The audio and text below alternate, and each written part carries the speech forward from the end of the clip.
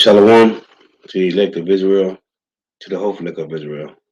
You Hebrew Israelites, you so-called Negroes, Latinos, Native Americans, West Indians, and Haitians.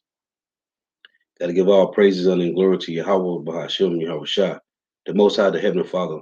His Hebrew name is Yahweh, not Yahweh, not Jehovah, not God, not Elohim, not Mosai, not Lord, not Yah, not Jah, not Ahaya, not Allah. It's Yahweh. And his only begotten son name in Hebrew is Yahweh Shah. Not Yahshua, not Yeshua, not Jesus Christos, not Jesus Christ, not Serapis Christos, not Yeshua, not Yahushua. It's Yahweh Shah.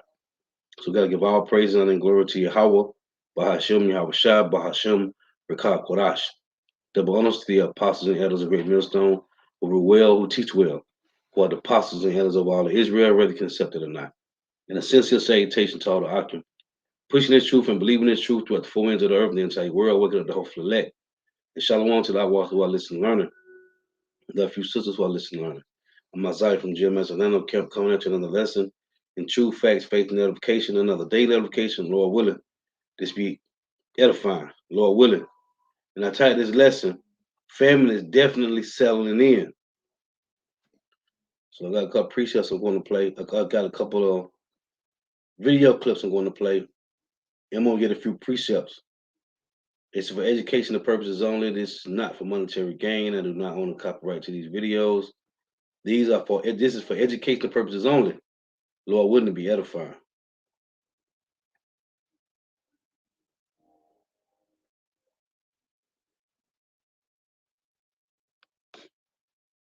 So let me turn this volume down.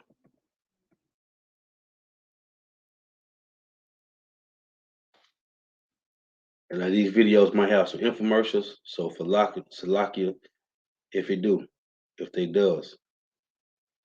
So we're gonna filter these through the scriptures. Because famine is definitely settling in. We were promised that things would be getting back to normal at this point, but of course, those promises were empty. And here we are at the end of January 2022, realizing that our problems have only gotten worse. As we move forward into February and beyond, we should keep a close eye on two key global shortages that are threatening to disrupt the American status quo. The first is the rapidly spreading fertilizer shortage. It seems that all over the globe, agricultural fertilizing supplies are getting increasingly tighter. The situation is escalating so quickly that even our biased mainstream media is already reporting alarming updates about this shortage. A couple of days ago, the Wall Street Journal ominously warned that high fertilizer prices are weighing on farmers all across the world. The article highlighted that from South America's avocado, corn, and coffee farms to Southeast Asia's plantations of coconuts and oil palms, skyrocketing fertilizer prices are impacting farmers in every corner of the planet, making it much more expensive to cultivate and forcing many to cut back on production. As a consequence, that means our grocery bills will go up even more in the coming months, following a year in which global food prices have already risen by over 30%.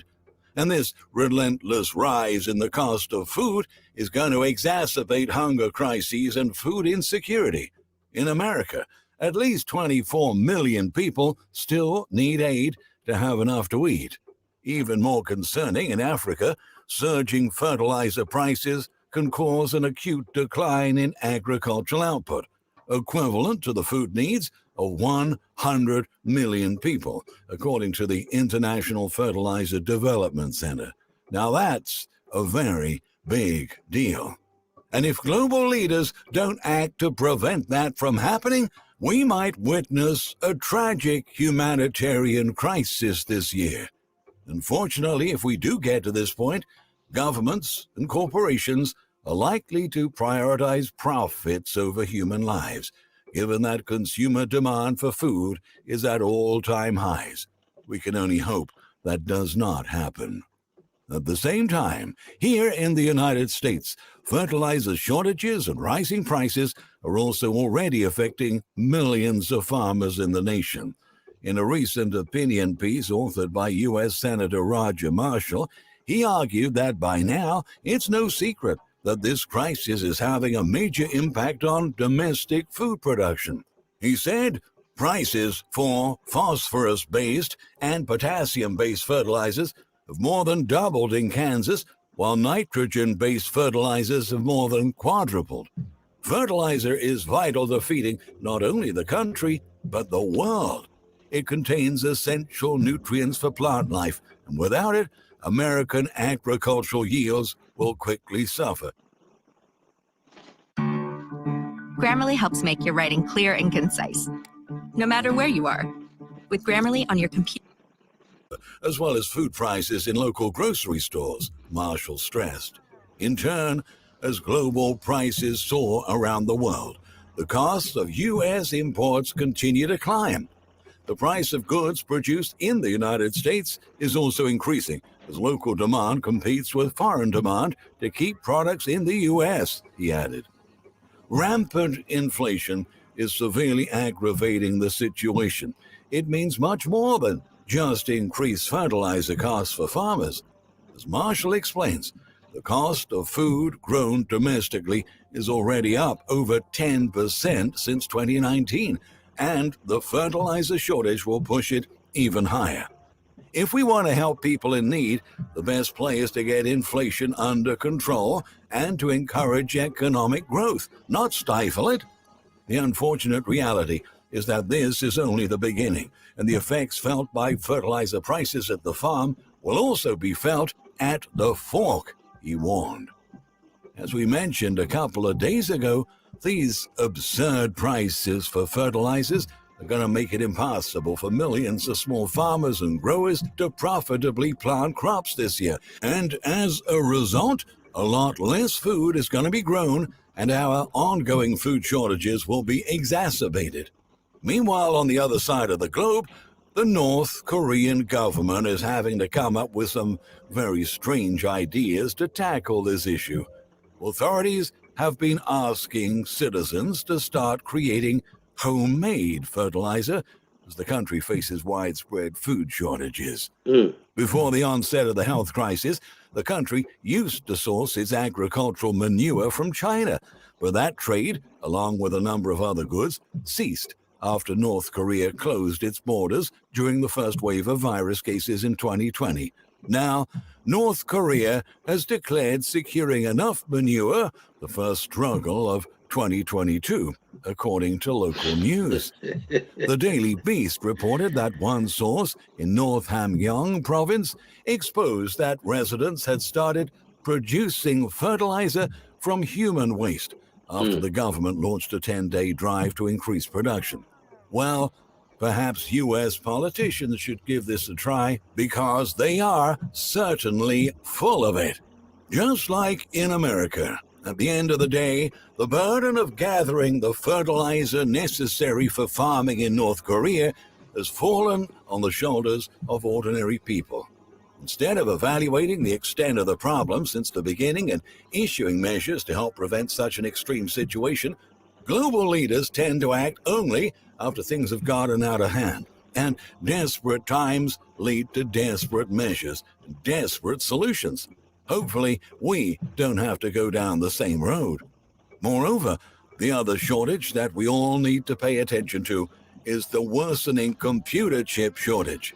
A new report released by the Department of Commerce revealed that U.S. chip inventories have become dangerously thin. In the results of the risks in the semiconductor supply chain request for information, analysts highlighted the depths of the semiconductor shortage plaguing virtually every industry of the country and underscored the need for investment in domestic semiconductor production. The study showed that median inventory held by chips consumers, which include automakers and medical device manufacturers, as some of the examples, had dropped from 40 days in 2019 to less than 5 days in 2022.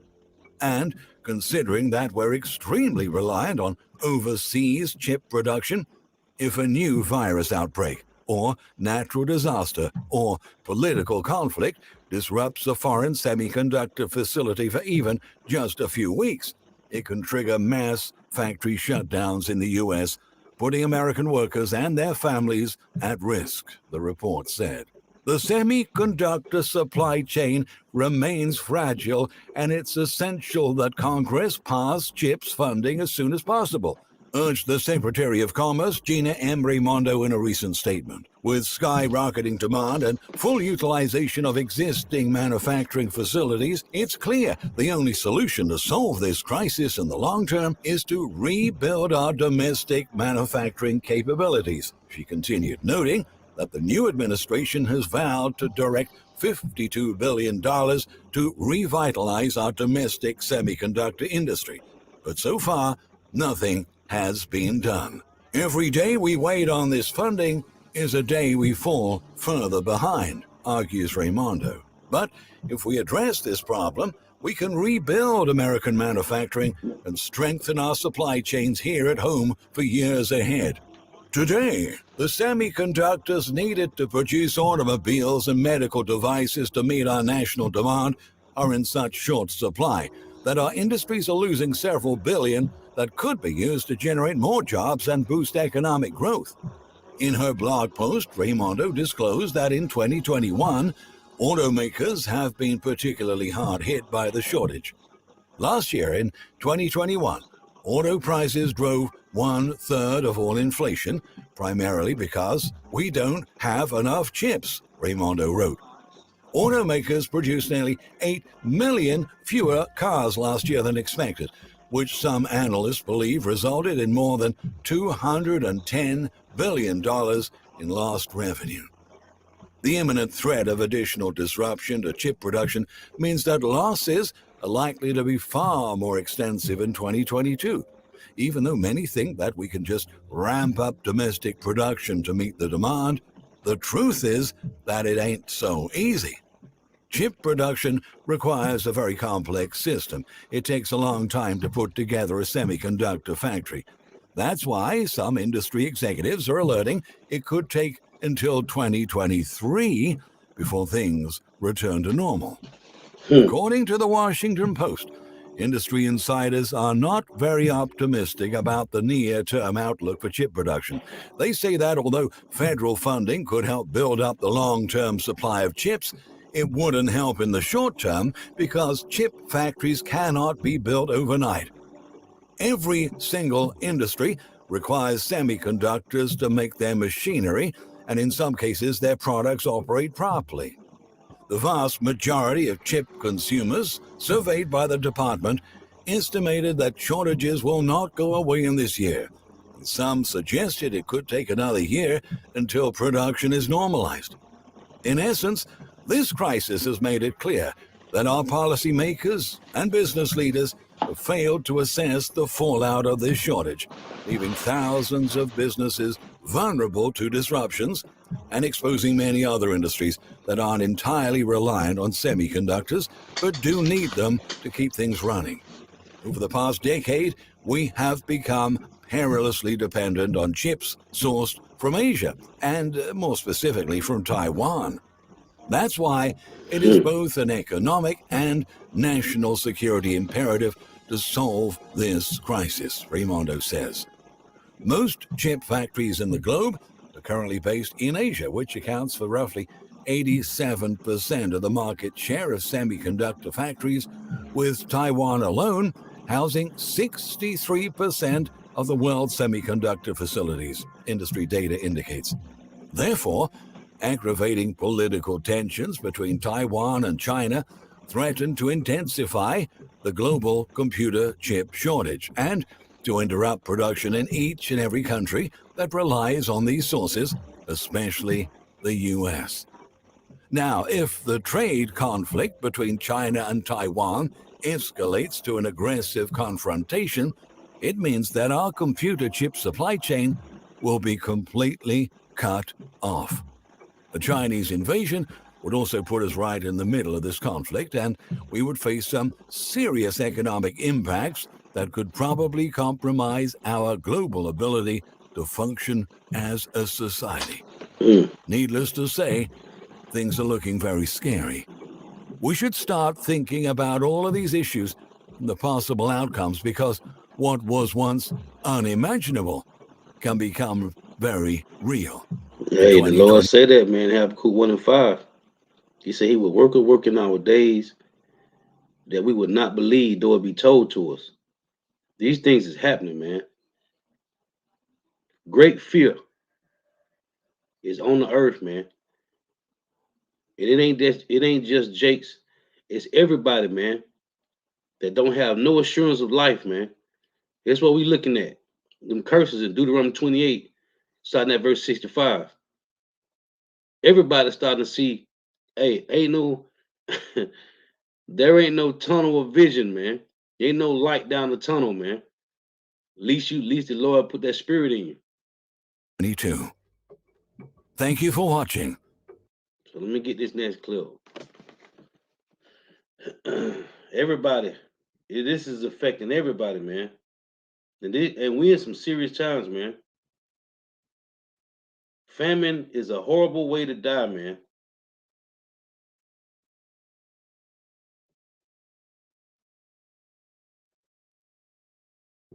We're not ready for what's coming next. The narratives we're being told are only half the story. But in today's video, we're going to expose the whole truth. The information we're about to share is extremely alarming, but it isn't fair with our viewers to keep sugarcoating reality, as the mainstream media always does.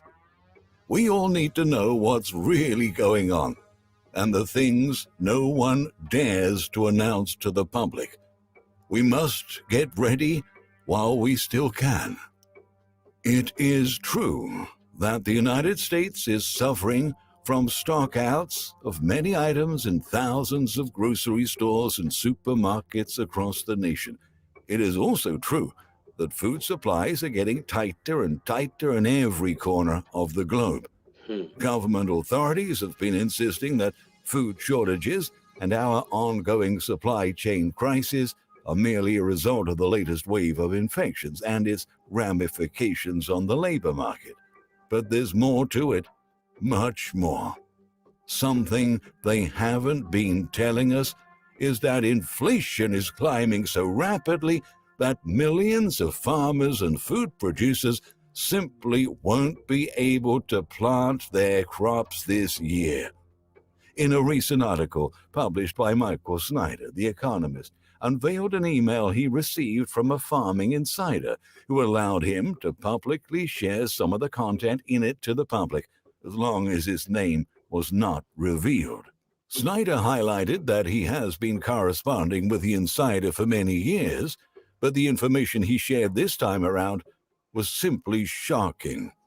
The Economist has been repeatedly warning about tightening food supplies over the past few years, and he argues that what we have experienced so far is just the beginning, but he didn't realize how dire things have already become until he got that email.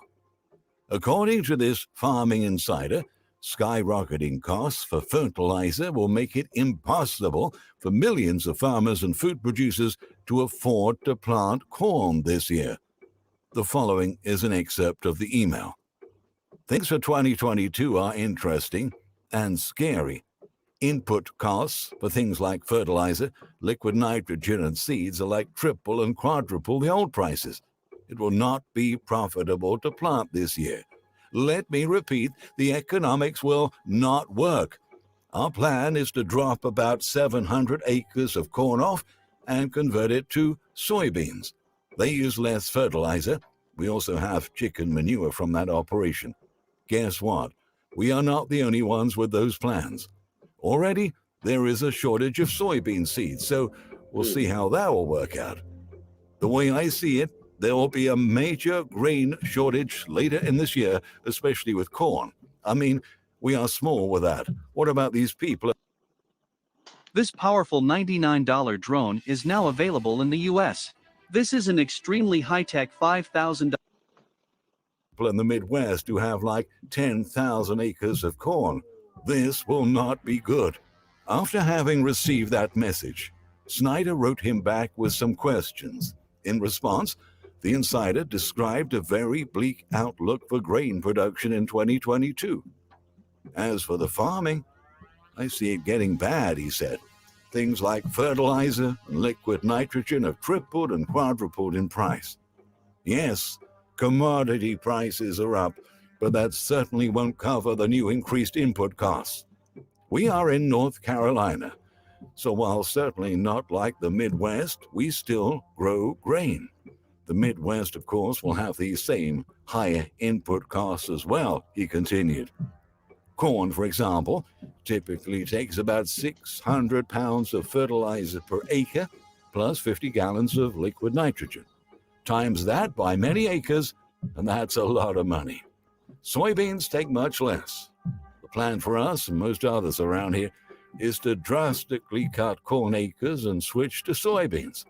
The problem is that there's apparently a soybean seed shortage because others have this plan as well. We were lucky enough to pre-buy enough to do it. However, most people probably don't have the money to front like that, the insider added. The way I see it, a corn shortage will come, he warned. I guess there could possibly be a glut of soybeans, but remember, that could depend on the seed being available. Of course, the corn market is much larger. Think animal feed and ethanol. What happens to the animal producers who depend on reasonably priced corn? I just don't see how it can end well, the farming veteran stressed. Even if we end up with plenty of soybeans, even a glut, then you'll have a busted market for that, he explained. I don't know. There just isn't much history to base any of this on. I just see it hurting both grain farmers and animal farmers, and also translating into more shortages and price increases for consumers who buy the end products, the insider concluded. For his part, the economist said he was completely stunned when he read those messages, considering that corn is one of the foundational pillars of America's food supply. Such a steep decline in production would mean that millions of food items that include corn in their ingredients will not be available in the stores anymore. If you go buy some groceries and start reading through the components of various products, you'll rapidly realize that corn is in nearly everything we consume in one form or another. So, if a shortage of corn hits this country, our current food supply problems will go from bad to worse. And we might not even be able to source corn from other countries because most of them are experiencing the same issues too. With fertilizer prices going through the roof all around the world, major food manufacturing regions such as South America are seeing these increased costs severely hamper corn production. On top of that, the coffee we consume here in the United States, which is produced in Brazil, is also in very short supply, as Brazilian farmers are hard hit by higher fertilizer prices and produce fewer coffee beans to export. According to Cristina Ribeiro Duval, who comes from a long line of coffee growers, costs for fertilizers have tripled compared to the same time last year. To make things worse, a new drought led to mass crop failures this month, which means that Ms. Duval, 75, will have to produce only a fraction of a Ribeiro Duval brand of coffee, which is largely exported to the U.S. and some European countries. Fertilizer is not only more expensive, but also it's harder to find. This year you pay, then put your name on a waiting list, and the supplier delivers it when he has it, she says. That's to say, soon drinking that morning coffee will become a privilege for those who can afford it. Meanwhile, in Africa, fertilizer costs could result in an acute drop in demand, given that more and more farmers cannot keep up with rising prices, and in turn, that will crater food production in many countries. Data released by the International Fertilizer Development Center, that's a global non-profit organization, pointed out that fertilizer demand in Africa could drop by 30% in 2022.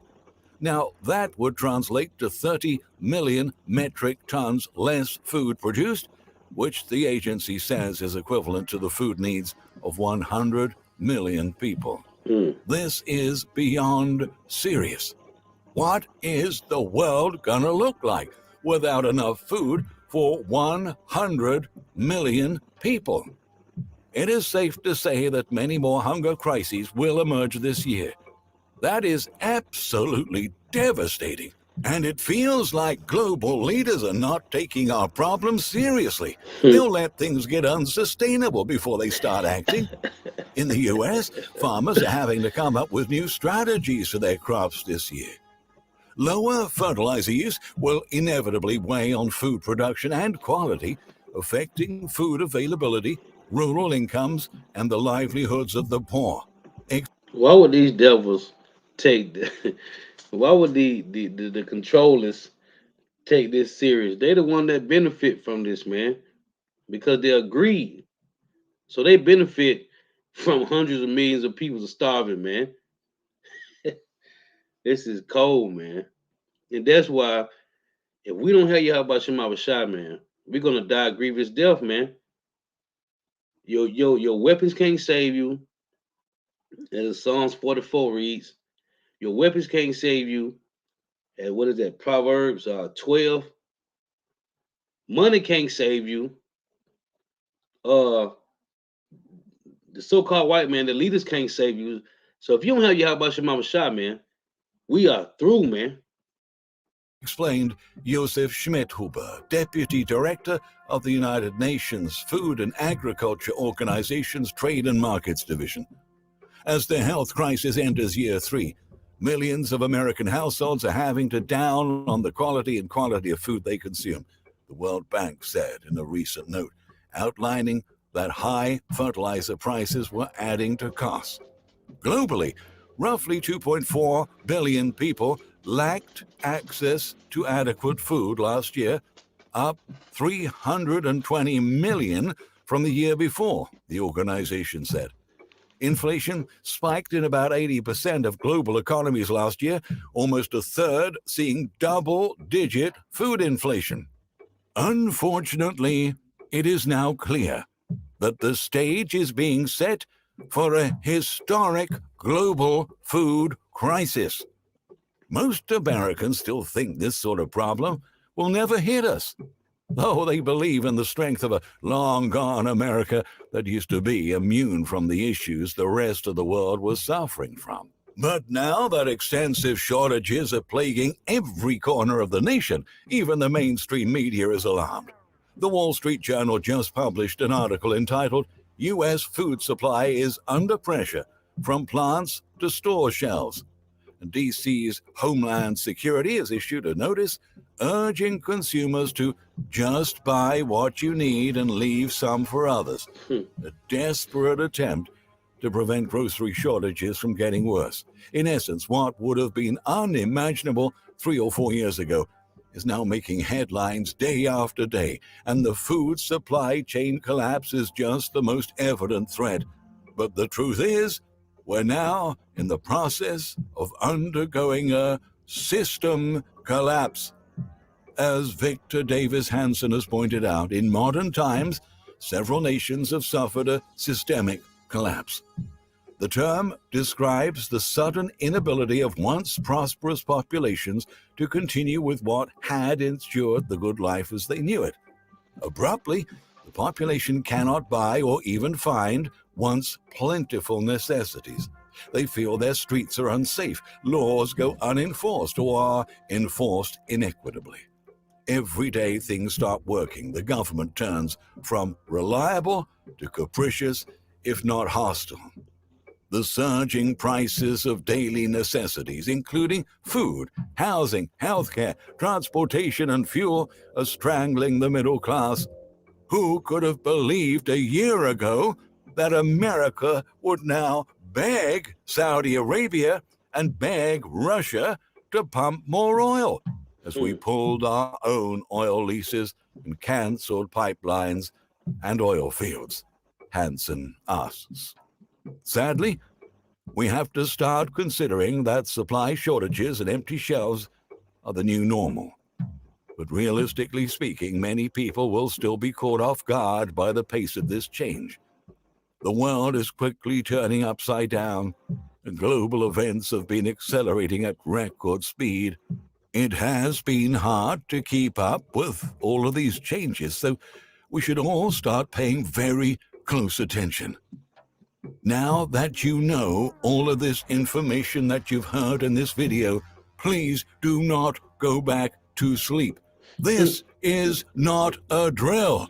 For real. We're heading to a horrifying future, and we should all start acting accordingly. And that's why Paul mentioned in 1 Thessalonians 5, man, they that sleep in the night, man. They said, we are not of them. Hey, we of the day. This is Proverbs 10 and 2. We read, treasures of wickedness profit nothing, but righteousness deliver from death.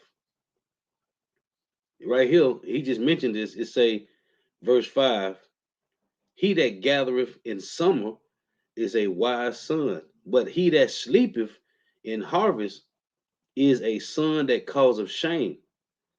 Right? Hey, there is no time to be sleep, to be slow, man. The Lord said he was going to give his men quick understanding of what's going on, man. And these prophecies is speaking more than ever. This is Proverbs 9. He that walketh uprightly walketh surely, but he that perverted his way shall be known. And now we seeing ain't no time for no, hey, the Lord is really moving, man. And if you ain't coming, if you ain't coming to the spirit of Yahweh Shema Shai, you're gonna be destroyed, man. We in some serious times, man. I got one more clip I'm gonna play, then with some pre-sales. We got one more clip.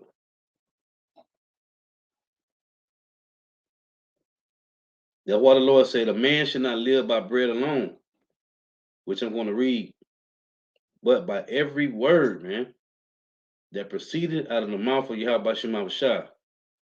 So I'm going to play this and I'm going to get some precepts. The number of empty shelves in grocery stores is about to grow substantially. Injection mandates, staff shortages, supply chain issues, supply shortages, sick staff, shipment delays during the pandemic of stores struggling to keep inventory on shelves. Shortages here, shortages there, shortages everywhere. The number of empty shelves in grocery stores is about to grow substantially. That happens when you outsource everything for higher profit, and then transport fails due to sick workers or high oil prices. We know exactly what destroyed the supply chains: forced closures, lockdowns, failing fiat currency. It's the Venezuela playbook 2.0. Hyperinflation is already happening. Theft is the only thing on the menu. It's how the bankers get out paying for those IOU notes and fake assets. When currency becomes worthless, the profit motive diminishes along with it. I think that there's an element of sabotage going on as well. These congestions in ports, for instance, would never have happened if the government wasn't intentionally throwing wrenches in the works. It's a smokescreen, acting like it's port congestion. I honestly think most containers arriving are empty, because let's face it, there are shortages of everything. What better way to blame it on something else? The breakdown of social order is not far-fetched. It's already here. It was 13 years of socialism and Weimar Republic money printing that caused shortages. The worst part of this propaganda about supply chains is that U.S. leadership isn't giving up on socialism and Weimar Republic money printing. They'll make excuses rather than change course. During that time of the Weimar, the German government printed money to pay the striking workers not to work. That is what set it off. As long as all of the German marks were getting printed and going abroad, there was no cost-push inflation inside Germany.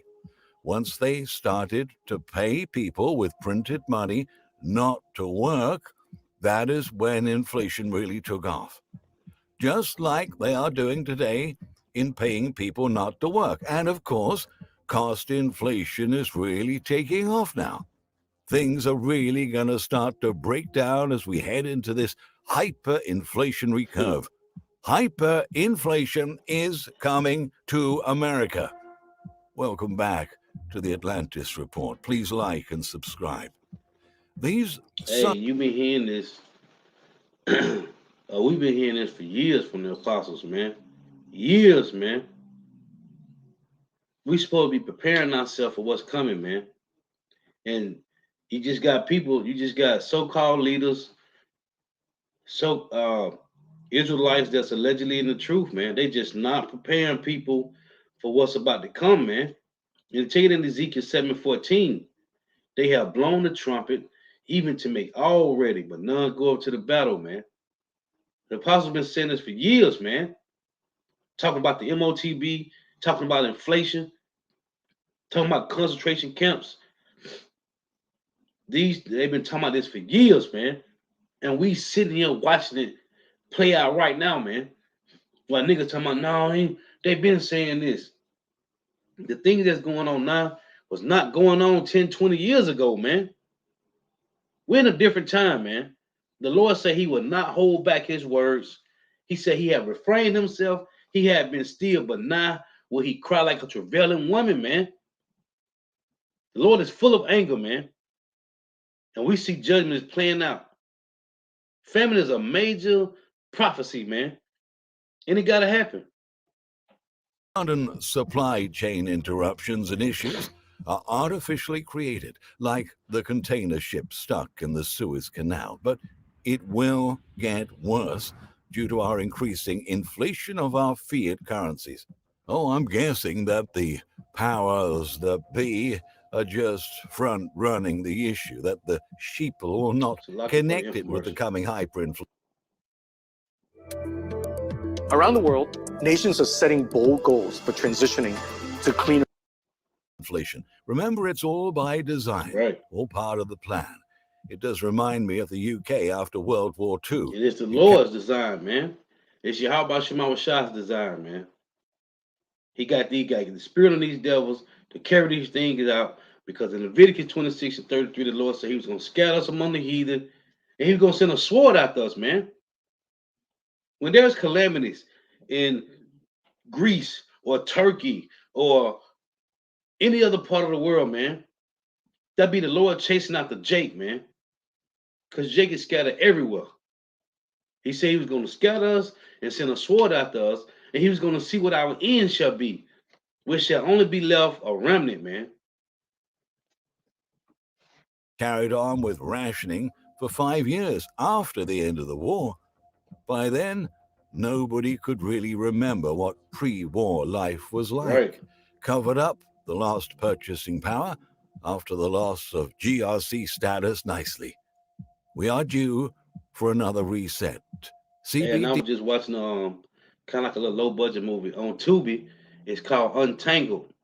It's with the guy that was the movie Notorious B.I.G., the guy that played Biggie Smalls. He got a lot of little movies on Tubi. And in the movie, they were showing how it was some skin disease that was airborne. So they locked everybody down, and they said, we're gonna bring you food once a week. Everybody's phones alerts went off, and they said, don't leave your house. We will bring you food once a week. No matter how many people's in your house, we're gonna bring you food once a week for your household. Hey, things gonna get real, man. Food rationing in the movie Soylent Green, Apostle mentioned. I went and watched that, man. That movie is crazy, man. You got to get ration food, man.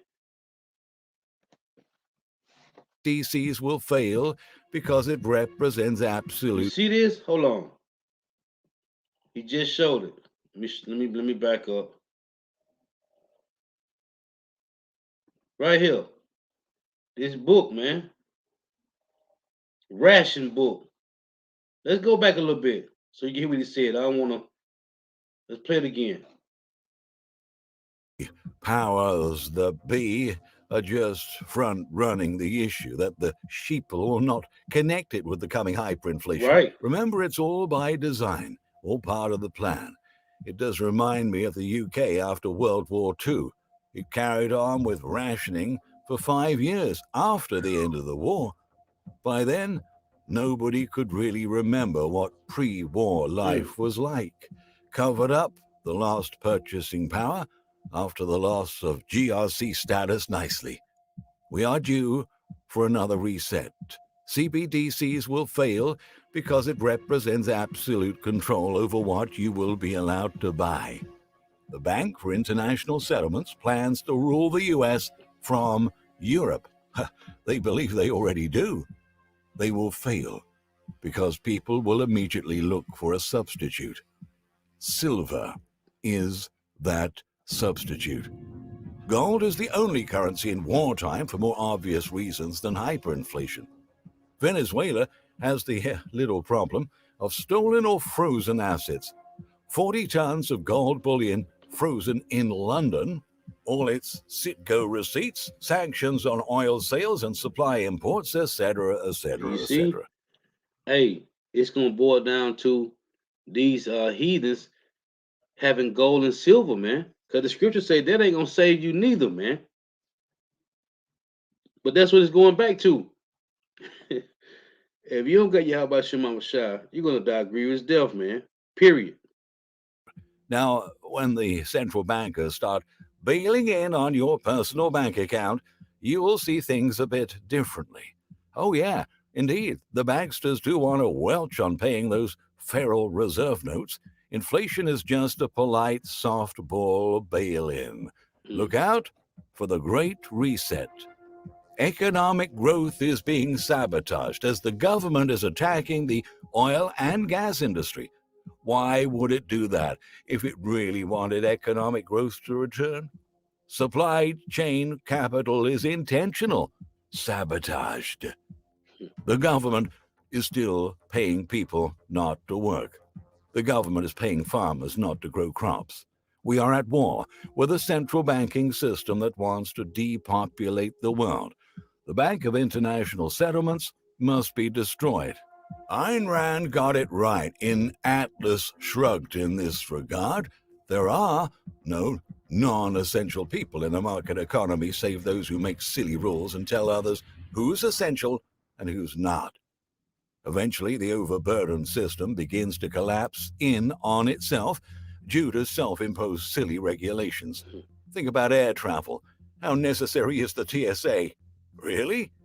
Yet rather than press on with a minor loss of an ancillary agency, these entities are held above actually doing stuff like moving people and things and creating goods. We can get by without an EPA, but can't get by without oil. We can get by without a DOE, but not without coal, oil, gas, and nuclear power plants. We don't need their crap. So that's why the supply chain is failing. Truckers don't need to be vaxxed or have arbitrary draconian rules thrust upon them. This lay solely at the feet of the bureaucrats, and specifically mostly the Democrats. The core of the problem, though, is central banking, fractional reserve lending, and fiat currency. Something everyone seems to overlook is people that have refused vax mandates.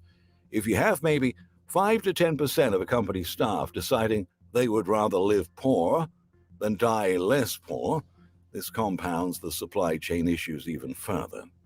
There are several factors creating empty shelves as opposed to one reason. Sure, stock up and don't panic, but don't stop there. If needed, buy a freezer, whatever the cost, because as food shortages continue, freezers will increase in cost. Invest in good gardening tools. You will need them. No land for a garden? Join a community garden. Grow a herb garden in a window. Make a mini garden in a half whiskey barrel on a patio or balcony. Learn to bake bread. See if your area allows live chicken for eggs, and what you don't use, you sell. Purchase miniature fruit trees. Create a pantry. Grow a grapevine. People must grow something they can eat to offset the cost of food they must buy. This is peak civilization. Entropy dictates that this level of complexity is unsustainable, and the current political climate is only speeding up the collapse. The people that can form small, remote, self-sufficient communities will have the best chances of surviving. Society has to answer a tough question. Does the economy exist to provide dignified living for everyone, or just to make a handful of the rich even richer? We, the people, are 3 missed meals away from chaos. While this is certainly a gross oversimplification of a complex situation, can anyone state a competent argument why we all aren't being groomed for continuing an escalating social breakdown? We here on the Atlantis Report have known for a decade or more that the system will eventually break down under the cumulative weight of governmental, political, and corporate criminal behavior. What did we think would happen when the breakdown came around? The answer is simple and elegant. When the cracks finally appear in the foundation, signaling imminent disaster, the logical response is to assist and accelerate the collapse in order to escape or profit from the dust and debris.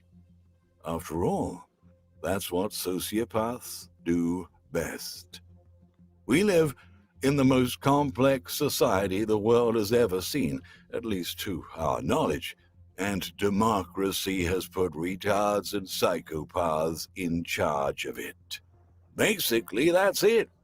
This is the most complex society, and for social psychological reasons, we're insisting that it be run by people who are incompetent. Yeah? Diversity, equity, and all that. What makes a complex society, woven from thousands of complex supply chains, work is millions of people, each making his own little part of his chains of work today.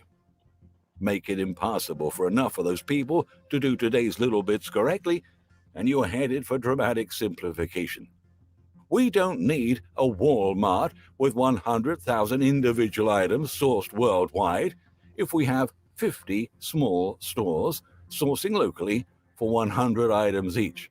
And when we are only available to afford bare necessities and never much of those, a choice from among 5,000 items is ample. Collapse is inevitable at this point. It's just a question of exactly how it happens and how fast. Exactly. Exactly, man. This is Second Ezra 15 and 19. A man shall have no pity upon his neighbor, but shall destroy their houses with the sword and spoil their goods because of the lack of bread and for great tribulation. We are here, man. These things about to happen, man. And I was going to get this. This is Lamentations. This is from the brother in his Latin Yashala. Lamentations 4 and 9. Hey, subscribe to the brother channel. Edifying lessons. They that be slain with the sword are better than they that be slain with hunger. For these pine away stricken through for want of the fruits of the field, man. Hey, Lord willing, we don't be a part of this, man.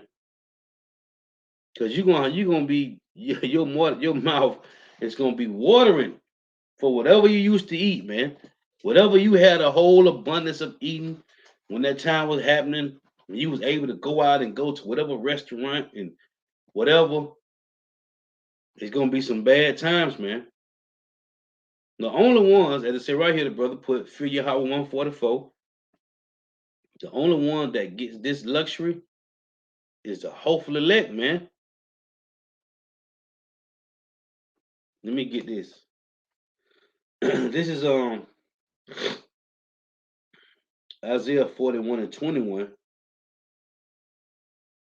and it reads, Produce your cause, saith the Lord Yahweh, bring forth your strong reasons, saith the King of Jacob. Let them bring them forth and show us what shall happen.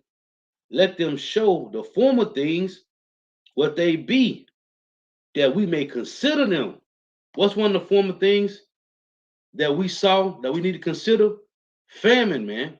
It say, and know the latter end of them, or declare us things for to come. So let's read about an ancient famine that happened. This is Second Kings chapter 6, in verse 20, in verse 24. And it came to pass after this that Hadad, king of Syria, gathered all his hosts and went up and besieged Samaria. And there was a great famine in Samaria, and behold, they besieged it until an ass's head was sold for 80 pieces of silver, and the fourth part of a cab of dove's dung for 5 pieces of silver. And they was eating bird shit, man. And as the king of Israel was passing upon the wall, there cried a woman unto him, saying, Help me, my lord, O king. And he said, If the Lord doeth not help thee, when shall I help thee? 2/3 ain't gonna have no help, man. The Lord say, Seek him early while he may be found, man. Call upon him while he is near. And he said, If the Lord doeth not help thee, whence shall I help thee? The king was in the famine too, out of the barn floor or out of the winepress. And the king said unto her, What aileth thee? And she answered, This woman said unto me, Give thy son that we may eat him today, and we will eat my son tomorrow. So we boiled my son and did eat him. And I said unto her on the next day, Give thy son that we may eat him. And she had hidden her son. And it came to pass, when the king heard the words of the woman, that he rent his clothes, and he passed by upon the wall, and the people looked, and behold, he had sackcloth within upon his flesh. Now say she said, We boiled my son and did eat him. Right? Well, the brother just put it up in Lamentations 4 and 9. Right? He tell you the same thing, but he used the word Sodom, man. Sodom mean the boil, man. Lamentations 4 and 9. They that be slain with hunger, Slaka, they that be slain with the sword, are better than they that be slain with hunger, for these pound away stricken through for want of the fruits of the field.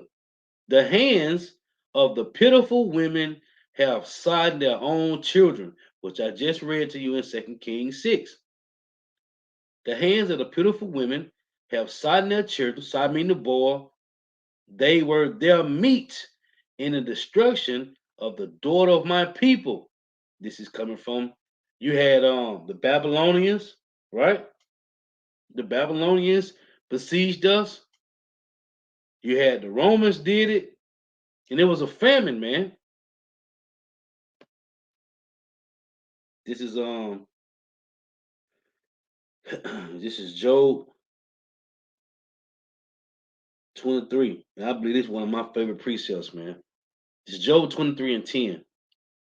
But he knowing the way that I take, but he knoweth the way that I take. When he have tried me, I shall come forth as gold. My foot have held his steps. His way have I kept and not declined. Neither have I gone back from the commandment of his lips. I have esteemed, I have esteemed the words of his mouth more than my necessary food. The elect, which the brother got, I want to read it. The elect shall be covered, man. But it's not through food, it's not by weapons, it's not by trusting in these devils, your government. It's about putting your trust in Yahweh Shema Shai, man.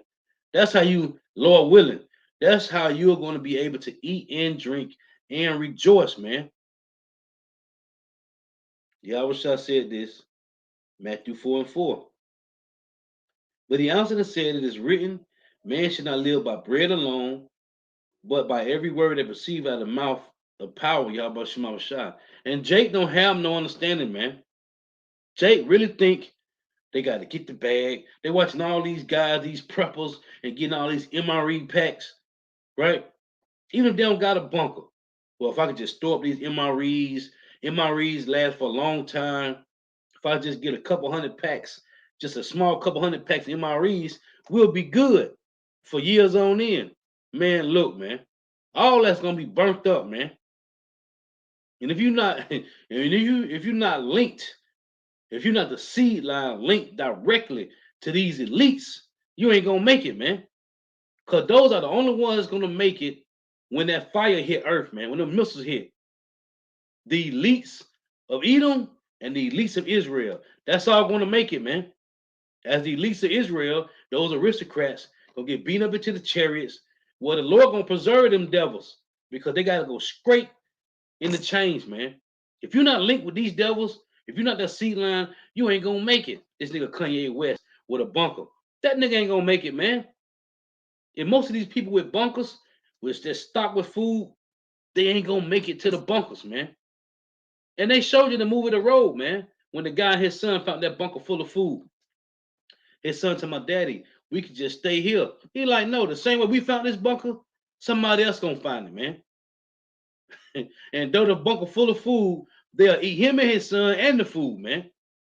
You guys that got these bunkers, you ain't gonna make it to them, man. At least you got enough money to live in your bunker from right now to the time your house shot come. You ain't gonna make it to that bunker, man. It's gonna happen on the day because it say the Lord shall come as a thief in the night to 2/3, man. That's not watching, and the heathens, though they sit in the heavens, they get to watch with their satellites. They see the chariots. They gonna see Yahweh shot coming, man. They gonna see him coming, and that's why they set up a sixth branch of the military, man, because these devils know Yahweh shot and the angels are coming, man. They see the angels hovering all the time, man. There ain't no making it to no bunkers, man. And Matthew 4:4 comes from Deuteronomy 8. Now this is Deuteronomy 8:1. All commandments which I command thee this day shall you observe to do, that you may live and multiply and go and possess the land which the Lord swore to your fathers. And thou shalt remember all the way which the Lord thy power will lead thee these 40 years in the wilderness to humble thee and to prove thee. And that's right now in Babylon the Great, man. This is going on right now. The Lord is walking us around all over again, man, to humble us and prove us. And you just got some wicked niggas that can't be humbled, man. It's a to humble thee and to prove thee. That's the hopeful elect. To know what was in thy heart, whether thou wouldest keep his commandments or no. And he humbled thee and suffered thee to hunger and fed thee with manna, which thou knewest not. And we got the manna. Again, it was Yahushua. It say, neither did thy fathers know, that he might make thee know that man doeth not live by bread alone, but by every word that proceedeth out of the mouth of the Lord doeth man live. Yahushua quoted this, man, in Matthew 4:4. You niggas talking about this ain't the son of the Most High Yahweh, man. You niggas crazy, man. So this is now remember what Yahweh told his disciples, which I'm going to read. This is Proverbs 9:1. Wisdom hath built her house.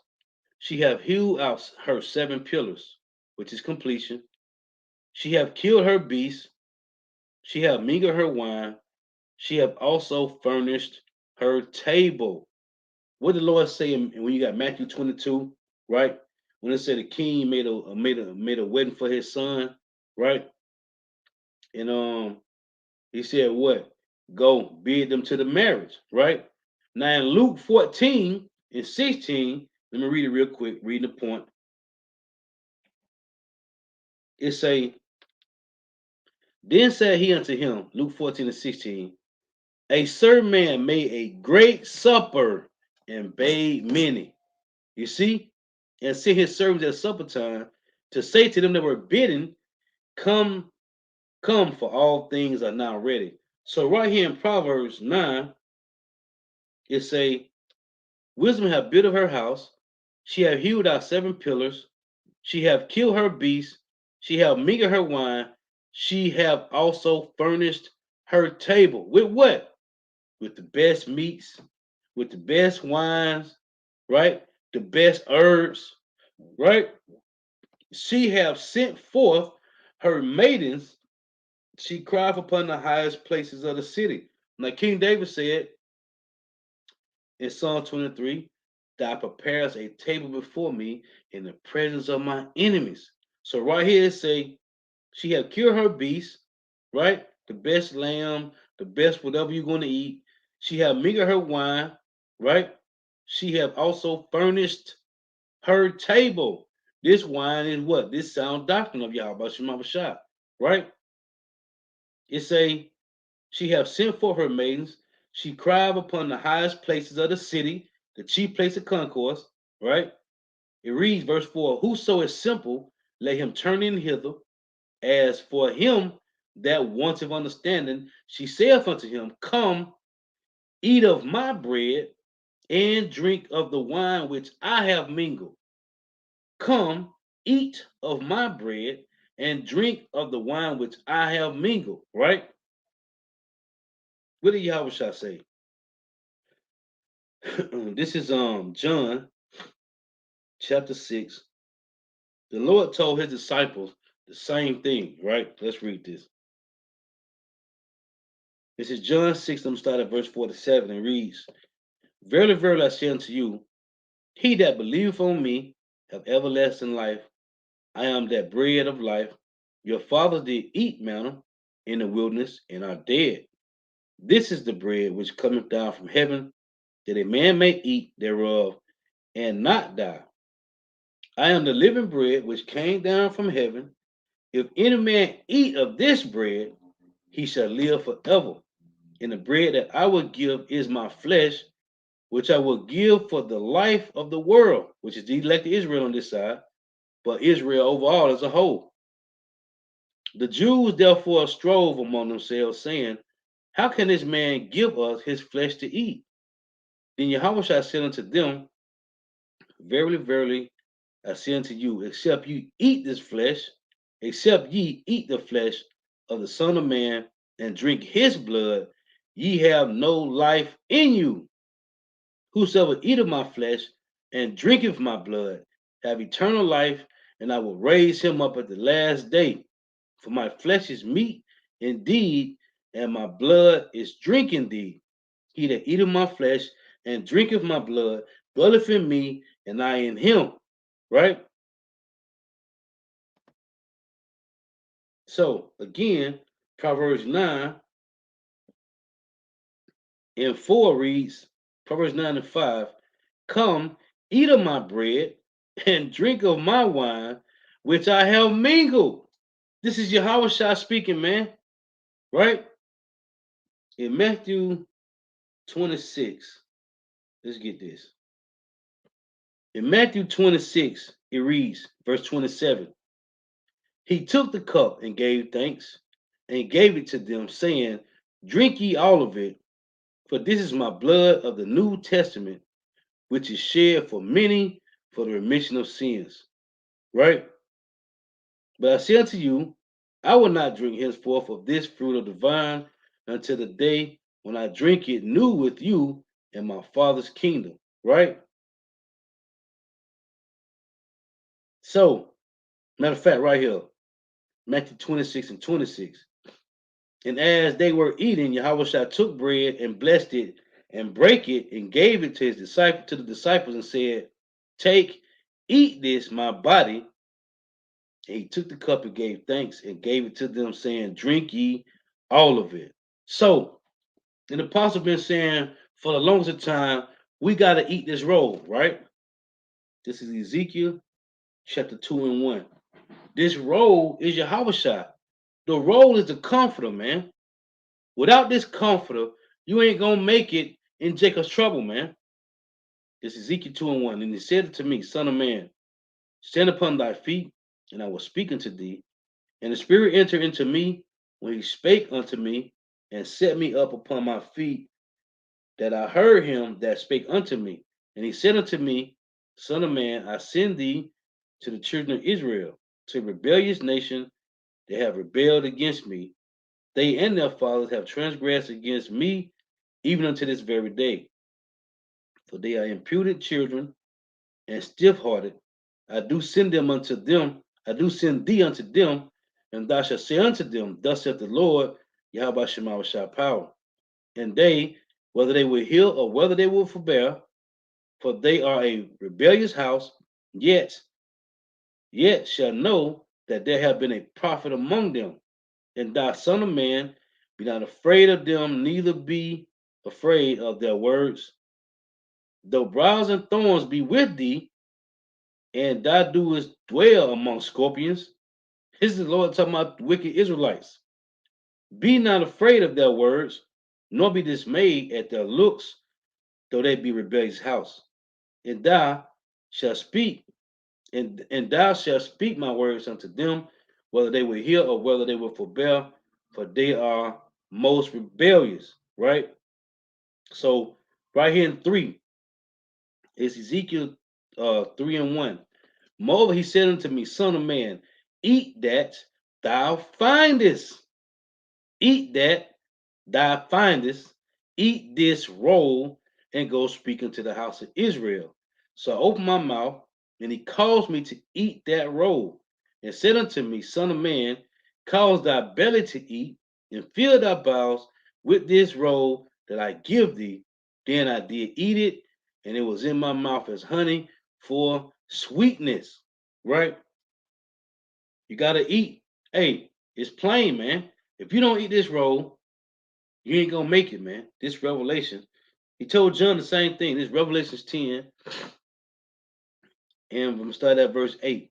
And the voice, Revelation 10 and 8, and the voice which I heard from heaven spake unto me again and said, Go and take the little book which is open in the hand of the angel which standeth upon the sea and upon the earth.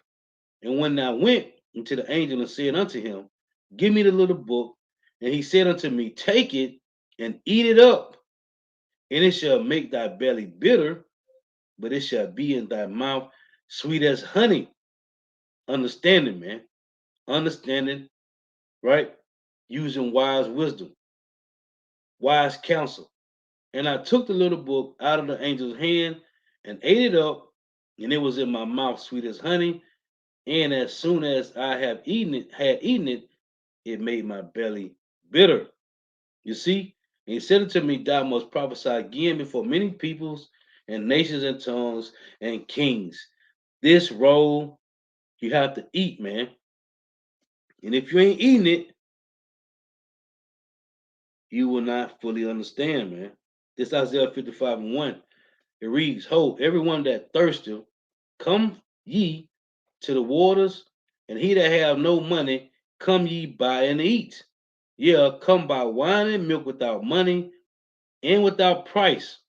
Wherefore do you spend your money for that which is not bread? Which is what? You gotta pay for breakdowns, right? You gotta be donating to these guys, man, that ain't giving you the truth.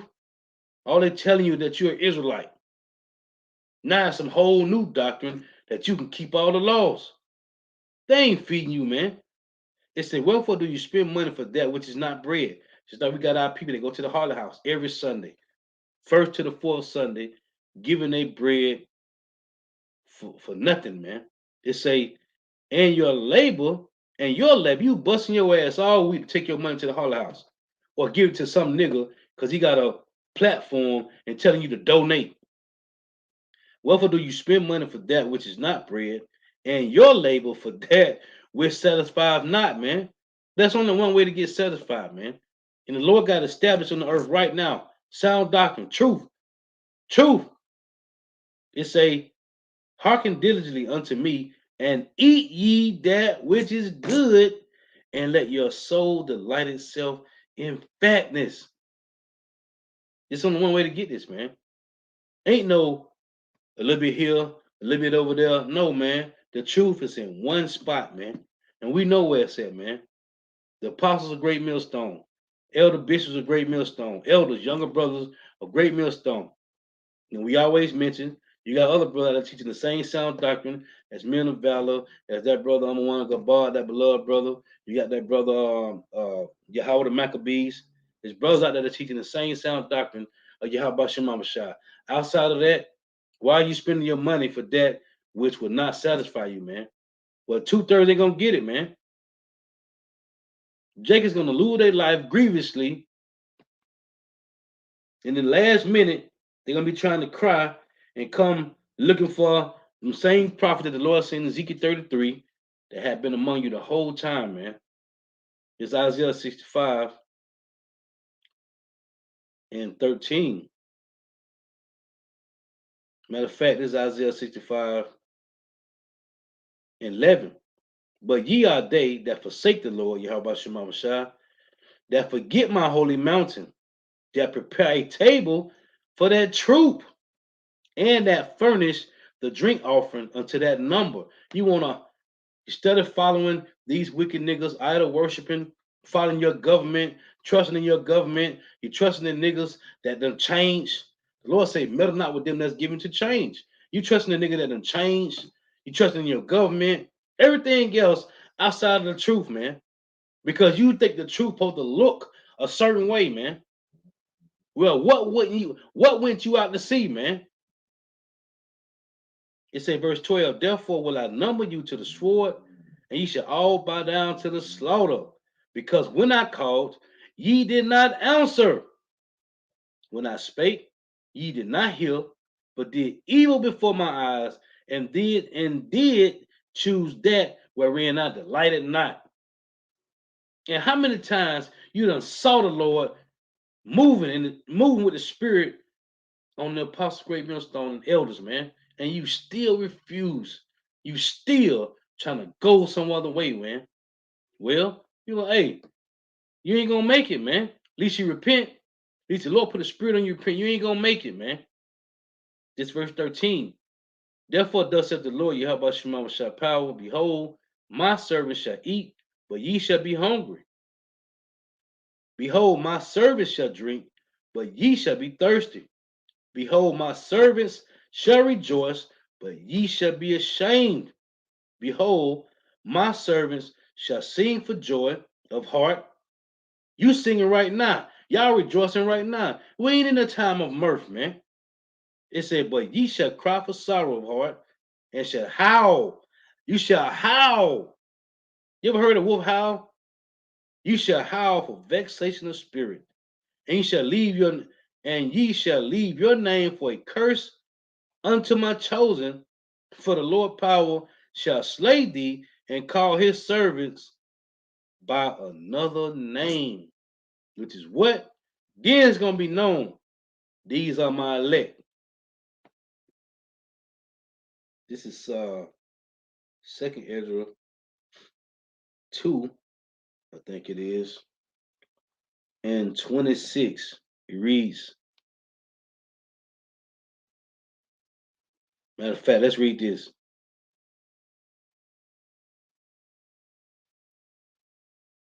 This is Second Ezra 2 and 25. Nourish thy children, O thou good nurse, establish their feet. Who is this good nurse? Wisdom. Verse 26. As for the servants whom I have given thee, there shall not one of them perish, for I will require them from among thy number. Be not weary, for when the day of trouble and heaviness cometh, others shall weep and be sorrowful, like we just read in Isaiah 65, but thou shalt be merry and have abundance. The heathen shall envy thee, but they shall be able to do nothing against thee. Why? Because you put your trust in Yahweh Shema Shah. Saith the Lord, my hands shall cover thee, so that thy children shall not see hell, man. No more destruction, man. The elect going to eat, man, whomever they are. This is it said, my servant shall eat, but ye shall be hungry. My servant shall rejoice, but you. This is Proverbs 27 and 27. And thou shalt have goat's milk enough for thy food, for the food of thy household, and for the maintenance for thy maidens. You see, the servant of Yahweh Shemamashah is going to eat, man. And we know 2/3 of these women ain't gonna have no heads, man. This is second Ezra 15, I think it is. 2/3 of our women ain't gonna have no heads, man. Let me get this. Second Ezra, yeah, 16, and no, that's not it. Hold on. I think it's is it 13? I think it is. Let's see.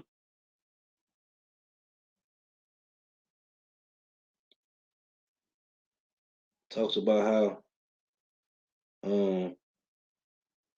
2/3 of these women ain't gonna have no covering, man. They ain't gonna have no men. If you don't have a man of the Lord, it's gonna be rough, man. I can't find it right now. It talks about. We're reading this too. Um, hold on, bear with me.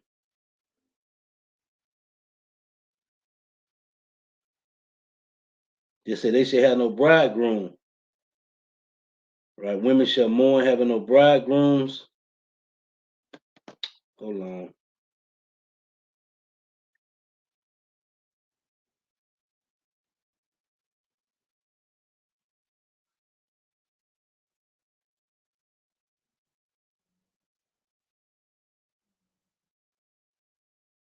Bear with me. Bear with me. I don't know why I was there. I don't know how I went right over it. Second Ezra 16 and 33.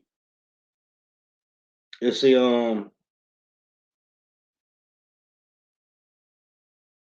oh, right here. Let me get this. This second Ezra 16 and 31. It reads, even so in those days there shall be three or four left. There shall be three or four left by them that search their houses with the sword. For what? Food, man. For food. And the earth shall be laid waste, and the fields thereof shall wax old, and their ways and all her paths shall grow full of thorns, because no man shall travel there through. This one when you watch the movie I Am Legend, man. You saw how the concrete or the flower weeds were coming up through the concretes, man. It said verse 33, the virgin shall mourn having no bridegrooms. Why? Because they don't get drafted to the war, man. It say the women shall mourn having no husbands. Their daughters shall mourn having no helpers. In the war shall their bridegrooms be destroyed, and their husbands shall perish of famine. And when you go to Isaiah, in Isaiah 3, this precept I just read in 2nd Ezra 16, that's talking about first and foremost, Israelite women having no men's. It's right here in Isaiah 3 and verse 25, the Lord say, this whole chapter is about women being proud, haughty, walking with stretched forth necks, right? Being out of shape, instead of a girdle or rent, instead of well said hair baldness, it say instead of beauty burning, right? Verse 25, Isaiah 3 and 25, thy men shall fall by the sword, which I just read in 2nd Ezra, and thy mighty men in the war. So you don't want to cleave to these righteous men, to these men that's teaching these words diligently, that's daily dealing with these scriptures, man. The Lord got the spirit on these brothers. Hey, you're gonna find yourself in a famine, man. It said her gates shall lament and mourn, and she being desolate shall sit upon the ground, man. You women, because you ain't gonna have no more, ain't gonna be no more work, ain't gonna be no more steps and hood and section 8 and habitat housing, and I make 100,000 a year or 80,000. Ain't gonna be no more of that, man. That the Lord said right here in Isaiah 32. Because famine is coming, man. It say Isaiah 32:2, and a man shall be as an hiding place from the wind, and a cover from the tempest, as rivers of water in the dry place, as the shadow of a great rock in a weary land. And the eyes of them that see shall not be dim. Who? The hopeful elect. And the ears of them that hear shall hearken. And the Lord said this in Isaiah 43. He said, bring to me, right? Let's read it. Isaiah 43, it say in 8, bring forth the blind people that have eyes and the deaf that have ears. So when you read in Isaiah 32, who are they talking about? Isaiah 32:3. And the eyes of them that see shall not be dim, and the ears of them that hear shall hearken. Why?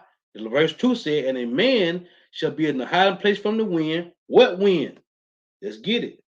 Jeremiah 51 and 1 reads, it's going to be a certain type of wind. Thus saith the Lord Yahweh, behold, I will raise up against Babylon and against them that dwell in the midst of them, that rise up against me a destroying wind.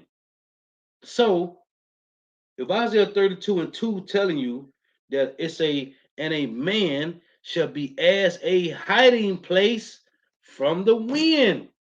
What wind? The destruction that's coming.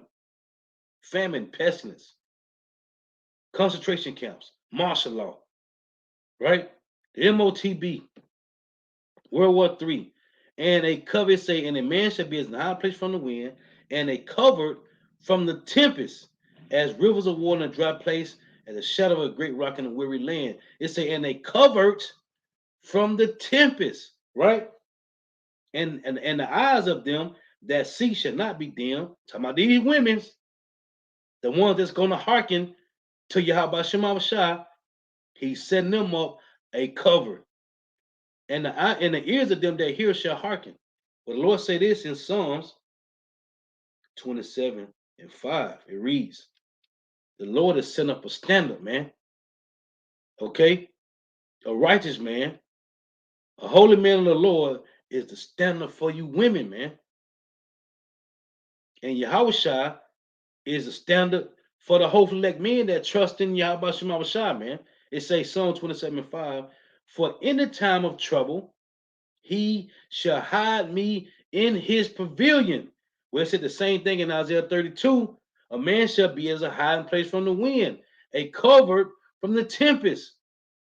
It's a covering. It's a for the time of trouble, he shall hide me in his pavilion. In the secret of his tabernacle shall he hide me. He shall set me up upon a rock. This is what's going to happen to the hopeful elect. The men, first and foremost. And the women got a covering in the men. When you go to John 10, Yahweh Shah said this. It's John 10:27. My sheep hear my voice, and I know them, and they follow me. And I give unto them eternal life, and they shall never perish. Neither shall any man pluck them out of my hand. So the elect is in Yahweh's hand. Verse 29, my Father, which gave them me, is greater than all, and no man is able to pluck them out of my Father's hand. So when you're using your vision and you see the elect is in the hand of Yahweh, and Yahweh and the elect is in the hand of Yahweh, man, which Yahweh gave Yahweh all power, man. There's a covering.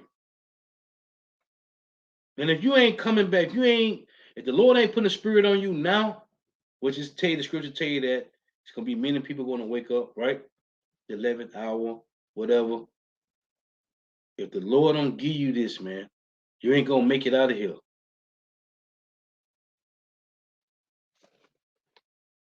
This is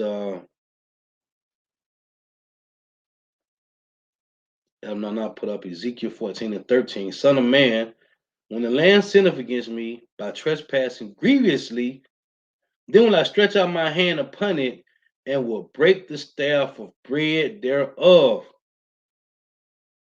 And I will send famine upon it and will cut off man and beast from it. Plain, man. And we see this happening, man. The Lord got the spirit of these devils to push famine, man. So yeah, I don't want to be too long. I just want to read a little bit of that. Hey, so Lord willing is edifying, man. Lord willing.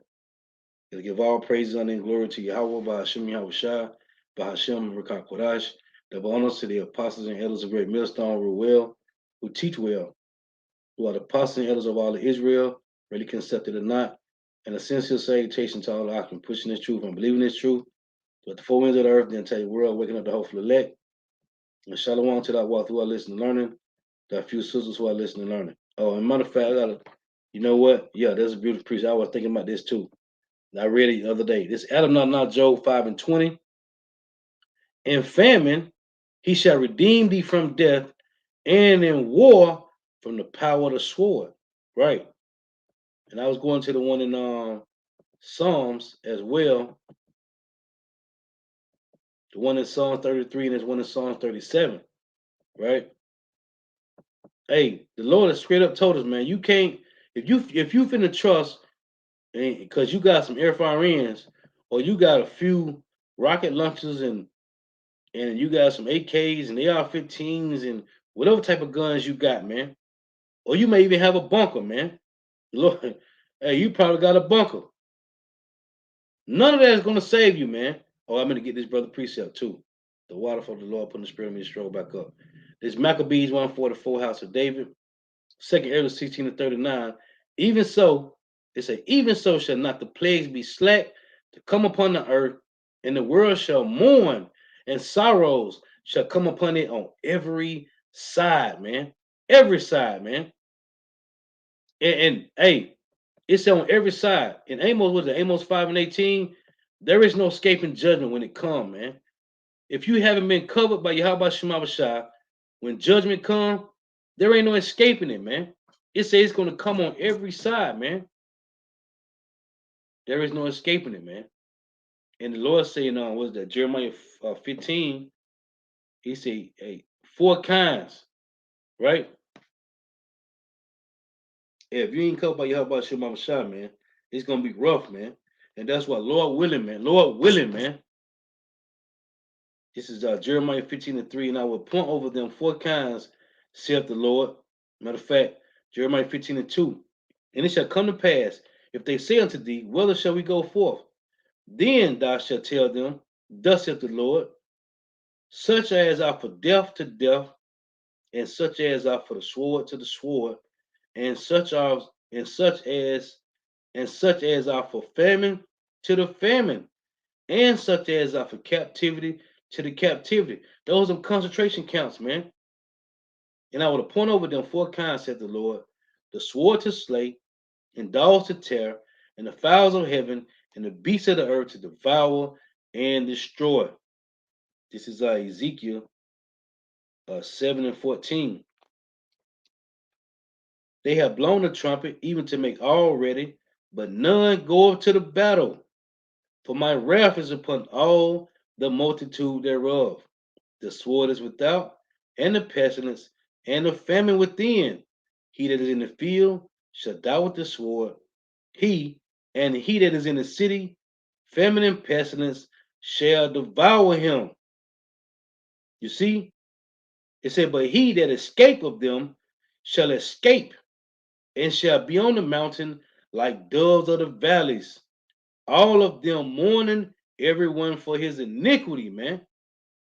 The only ones that get escape is the hopeful elect, man.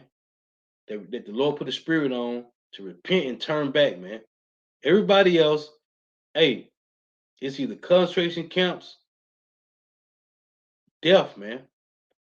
And you saw in that movie, hey, and hey, it say animals shall change their place. And you saw in that movie, with this guy, this movie, I Am Legend, man.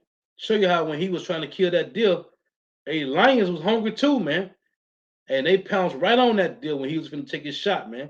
Because they were hungry too, man. The Lord got, man, listen, it's finna be a wilderness out here, man. And if you ain't have no covering, you're gonna die grievous death, man. The water for tuning in. May Yahweh Shema shall continue to bless you in your houses. Gotta give all praise, honor, and glory to Yahweh Ba'Hashem Yahushua, Ba'Hashem Rakah Kodash. Hey, Tawaf for tuning in, Tawaf for your precepts. Until next time, I say Shalom, Wa, Abba, Abba.